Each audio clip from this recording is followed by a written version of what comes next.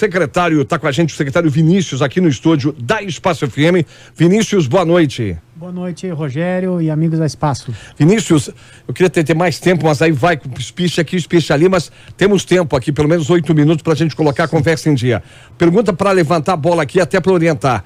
Alguma novidade para a rede municipal de ensino? Sim, na verdade, Rogério, nós tivemos então, nessa semana aí, também as reuniões do Conselho Municipal de Educação, que eles estão então, digamos assim, viabilizando, né, para que nós pudéssemos legalizar o envio então das atividades, as tão faladas atividades não presenciais, né?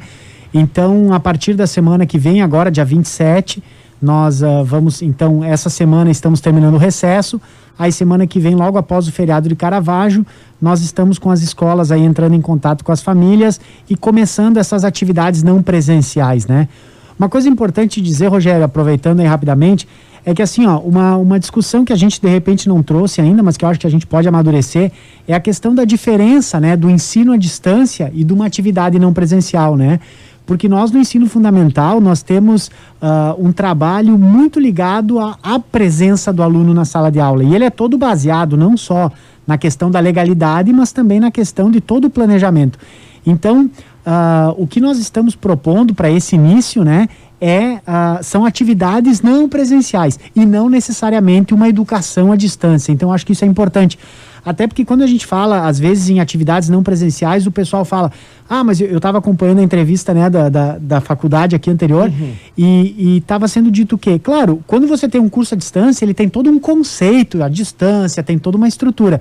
E o que nós vamos começar agora, a partir da semana que vem, são essas atividades não presenciais que nós podemos, então, começar a registrá-las de forma, digamos assim, oficial, né? Uma vez que, como a gente já recapitulou aqui, né?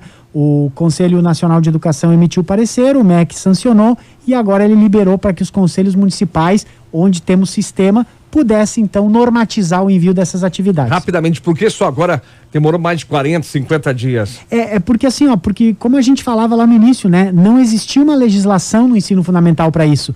E para que os entes, principalmente, né, os conselhos nacionais e o MEC pudesse fazer um estudo, eles fizeram muitas pesquisas, inclusive nós respondemos diversas enquetes, muitas, digamos assim, pesquisas, né? E aí com essas pesquisas eles normatizaram alguma coisa e mandaram de volta para nós poder então normatizar isso aqui no município. Eu te cortei algo mais nessa novidade, então? Sim, na verdade, assim... A partir de quando? Nós vamos começar agora o registro efetivo. Na verdade, assim, né, Rogério? Algumas escolas já tinham enviado materiais, nós tivemos também a questão da plataforma. Agora, na novidade que nós temos na plataforma, Rogério, é que nós temos uma aba para todas as escolas. Então, assim... Se eu entrar na plataforma, além de eu poder acessar as atividades que a Secretaria disponibilizou, eu tenho um link de acesso a todas as escolas do município e, inclusive, temos lá também um link com duas parceiras muito boas da Secretaria, que é a PAI e a AMAFA, né? Então, nós fizemos lá umas abas para que pudesse contatar com eles. Mas, então, assim, a partir agora do dia 27, essas atividades começam a ser efetivamente registradas nos diários de classe, em todo o sistema aí da educação municipal. Uma pergunta de ouvinte, ela se identifica, Marta Paim, ela tem filho, sou mãe de 2 alunos da escola Oscar Bertoldo, do Imigrante. Ela pergunta por que a Escola Santa Cruz já está dando as aulas faz uma semana, se o combinado era dia 27. Na verdade, assim, a orientação que nós temos é para o dia 27, né? Nós tivemos uma situação aí, Rogério, com um decreto, né? Nós tínhamos uma intenção de repente trazer esse recesso para o início do mês, né? Mas ele acabou ficando por força aí das situações que nós enfrentamos, ele ficou delimitado então até agora. Então, o registro realmente só vai poder acontecer a partir do dia 27. Mas a mãe pode ficar tranquila aí que nesse momento que a gente tem pedido para as escolas, claro, além de respeitar toda essa questão, é que seja muito focado na qualidade do contato, né? Porque, Rogério, não adianta eu querer dizer que se eu vou mandar material, eu vou encher os pais de material para mim depois justificar que eu tive, digamos assim, olha, eu não perdi qualidade. Agora o foco é o seguinte, o que nós vamos mandar para esse aluno? Qual é a qualidade desse material? Qual é o vínculo? Qual é o estímulo que esse material vai fazer lá? Porque senão, se é para mandar... nós poderemos dizer aqui, os alunos têm os livros didáticos em casa. Então, não é por falta de material, né? E essa é a grande beleza e o grande desafio do nosso trabalho em atividades não presenciais. É conseguir, porque assim, informação existe, tem disponibilidade, seja digital, seja física no livro, mas o grande desafio das escolas com essas famílias vai ser como conseguir fazer essa conexão com as famílias para estimular e para fazer com que, digamos assim, a atividade aconteça a contento. Então, a partir do dia 27, tá tudo certo, pode ficar tranquila que a escola vai estar registrando isso e não vai ter problemas de prejuízo a longo prazo de conteúdo, né? Todos os estudantes têm condições de receber em casa ou imprimir alguma coisa que se necessário? Na verdade, assim, Rogério, a gente sabe que as escolas vão ter que se desdobrar nas formas, né? Então, na reunião de equipes diretivas, nós debatemos algumas ferramentas. Nós temos algumas escolas do município que estão utilizando a sala de aula do Google, né, a Google Classroom. Nós temos algumas outras utilizando grupos de WhatsApp com mensagens. Nós temos outras escolas que estão fazendo a entrega, já tem a organização para entregar o material impresso para os pais. Então, vai ter bastante, digamos assim, vários canais, né, estarão à disposição, porque é realmente difícil.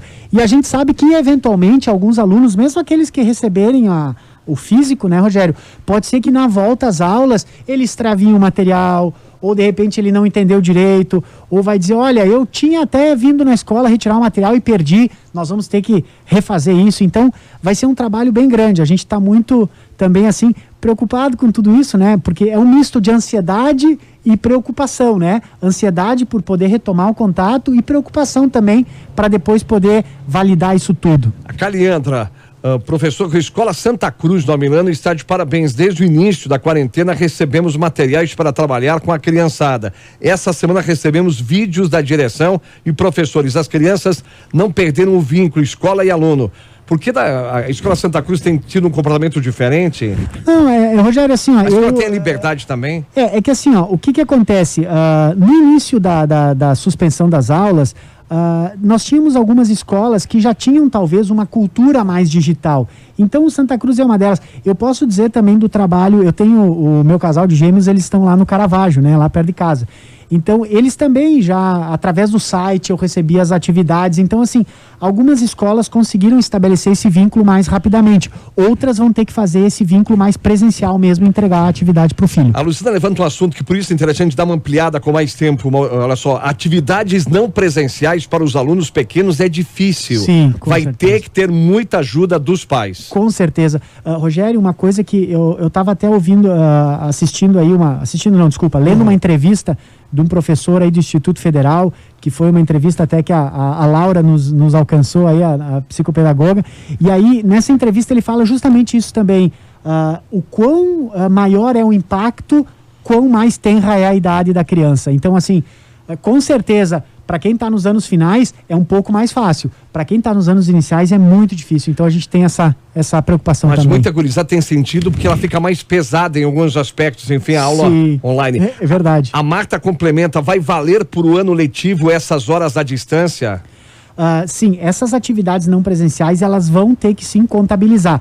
Uma coisa importante, Rogério, eu sei que nós estamos com o tempo quase estourado, mas assim, também é importante dizer para os pais que nesse ano a MP 934, se eu não estou enganado, ela liberou com que a gente não precisasse fazer os 200 dias letivos, mas nós temos que cumprir o mínimo, e eu gostaria de destacar isso, mínimo de 800 horas.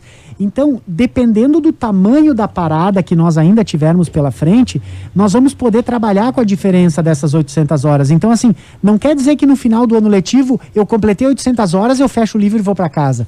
É o mínimo 800 horas. Se a porcentagem de atividades não presenciais começar a se estender muito, porque a parada aumentar, nós vamos ter que repensar isso também. Vinícius, digamos, vai invadir junho, teoricamente, esse tipo de aula presencial até junho, não sei se está confirmada, mas digamos, se até o final de maio, começo de junho começar aulas presenciais, o que está comprometido?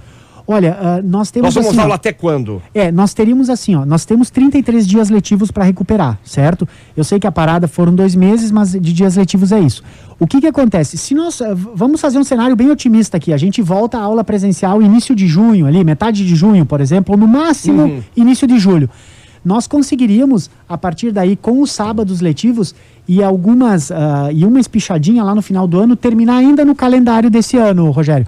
E só uma coisa para lembrar também, que são atividades que a gente pode fazer. A gente já conversou com algumas equipes diretivas. Nós temos os GEFs, né, que são tradicionais, né, Rogério? Os jogos estudantis.